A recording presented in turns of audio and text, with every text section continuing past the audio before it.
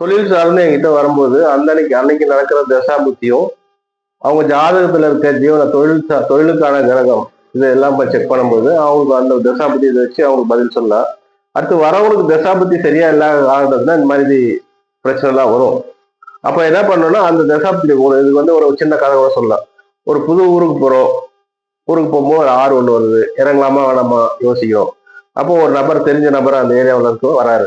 போலாமா, அவர் கையை பிடிச்சி கொஞ்சம் தூரம் பள்ளம் வரும், அப்புறம் மேடு வரும் சொல்லிட்டு கூட்டு போயிடுறாரு. இந்த இதையத்தான் தசாபுத்தி காலம் வச்சு ஜோதிடர் அவங்களுக்கு இது இந்த மாதிரி ஒரு பள்ளம் வரும், அதுக்கப்புறம் மேடு வரும், அப்புறம் சரியாயிடும், இது தசாபுத்தி வச்சு சொல்றது. அப்போ அவங்க நம்மளை தேடி வரும்போது அந்த தசாபுத்தி காலங்கள் தெரியலாத பட்சத்துல இப்படி எல்லாம் நடக்கும்.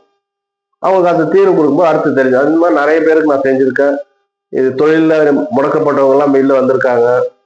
தொழில் பார்க்கும்போது குரு சனி தொடர்புனாலே தொழில் நல்ல வளர்ச்சி நோக்கி போகும். அடுத்தது குரு சனி 6-8 போயிடுச்சுன்னா அவங்க தொழில வளர முடியாது. காரணம் சனி தொழில்காரங்கள், குரு பணம்.